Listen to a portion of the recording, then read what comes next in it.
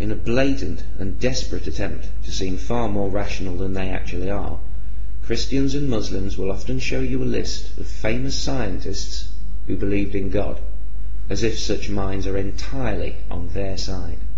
For example, Galileo, Kepler, Newton, Faraday are all normally found on such lists, giants of science who all called themselves Christian.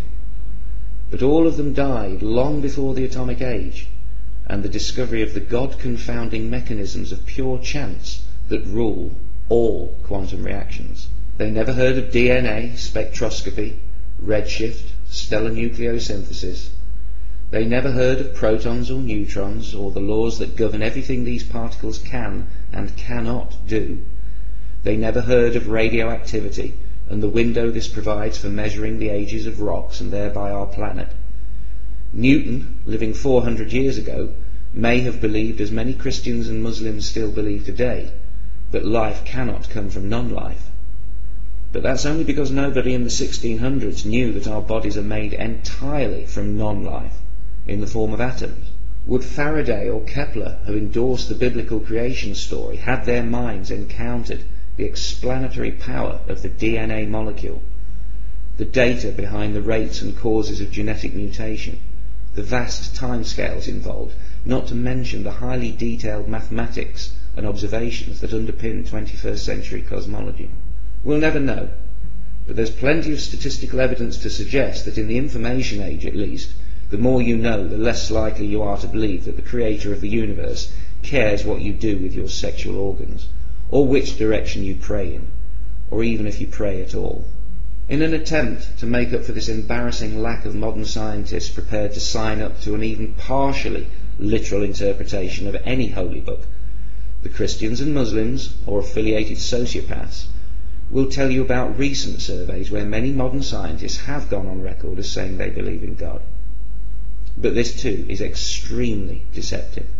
The scientists in these surveys are only asked if they believe in God, a question so vague as to have 6.5 billion meanings. If the survey asked them if they believed in hell or in a God who wants women to cover their hair, the ticks would become crosses and the believer would dismiss the survey as God-hating propaganda, when all that's really changed is the question asked. How many scientists in those surveys who put a tick in the God box don't really apply their science to their religion? How many of those on the list are physicists, amongst whom belief in a personal God is almost non-existent? How many are deists who don't believe in a God who keeps the buses running on time? How many just tick the box to keep mum happy? How many other scientists, simply by ticking the God box, carelessly allowed their vague sense of spirituality to be confused by a religious nutjob as an expression of belief in their vengeful, mass-murdering, egomaniacal God? If we removed from the list all those scientists who don't believe in hell, I wonder how many names would remain. I think the long list would become a very short, very unimpressive one.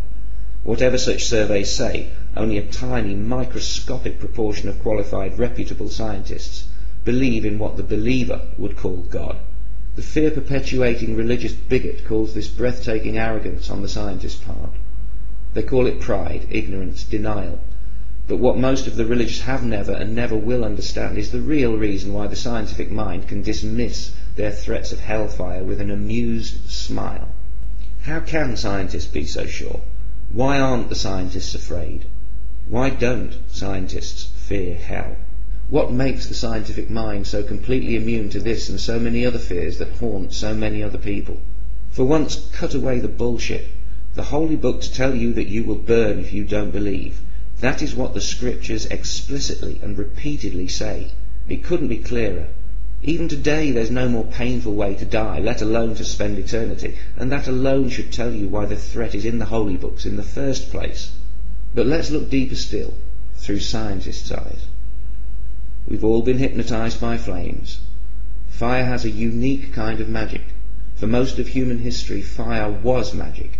It's no surprise that it was the gods' tool of choice when the gods, worried by dwindling or fickle support, eventually and inevitably went into the eternal torture business. It's no coincidence that the biggest religions in the world threaten the greatest punishments for disbelief.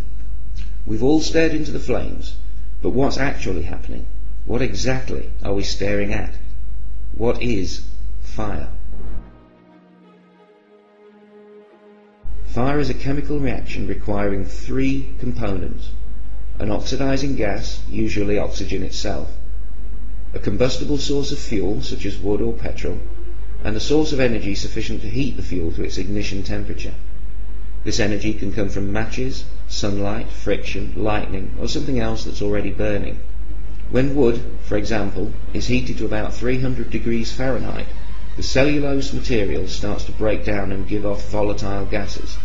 When these gases reach about 500 degrees Fahrenheit, the heat energy overcomes some of the electromagnetic energy, binding the atoms to the complex molecules found in wood. The molecules begin to jiggle apart. This releases smoke, a gaseous compound of mostly hydrogen, carbon, and oxygen atoms. These briefly free atoms are then suddenly and violently drawn by electromagnetism again to combine with oxygen atoms eager to share electrons with elements with one or two to spare. This reconfiguration happens almost instantly. Fire is a brief outbreak of chemical freedom, as atoms and molecules race to rearrange themselves into the lowest and therefore most stable energy states available. In the process, atoms release the energy they no longer need for stability, in the form of light. Firelight is just the same as any other light. Trillions upon trillions of wave-like particles called photons hitting the back of your eye.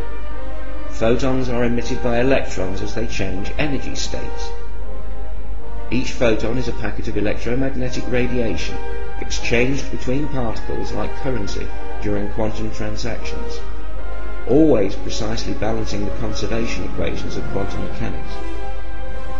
A flame is just a gas heated to the point where the atoms shake so much they spit out light.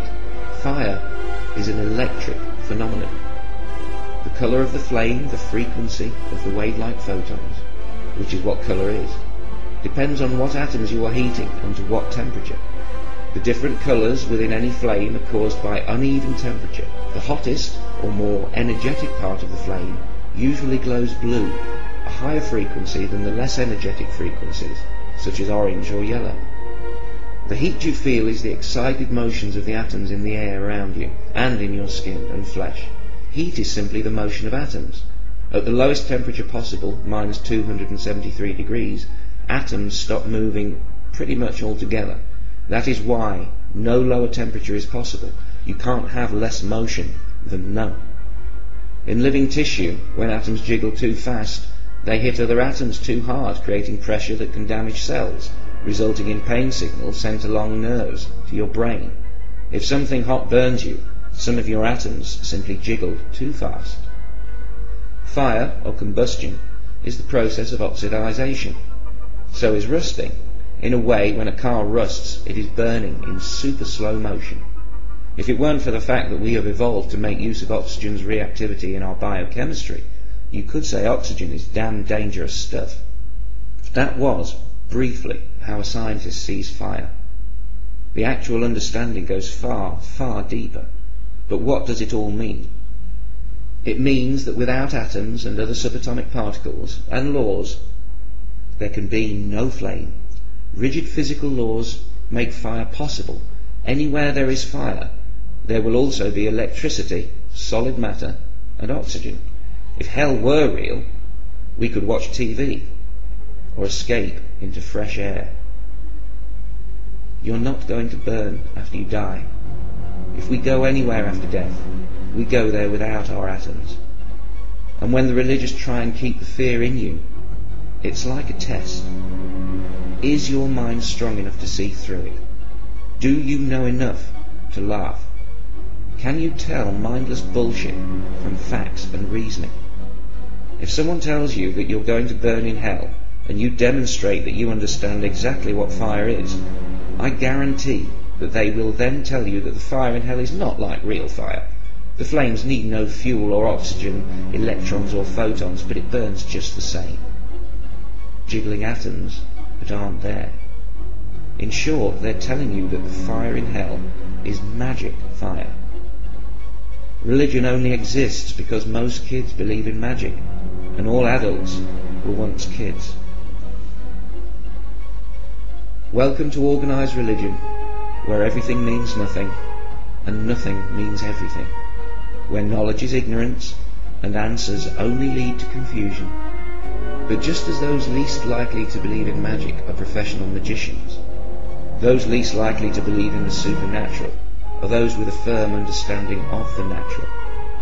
You don't have to be a scientist to have scientific understanding. Learn and be free. It's your mind. Fight for it.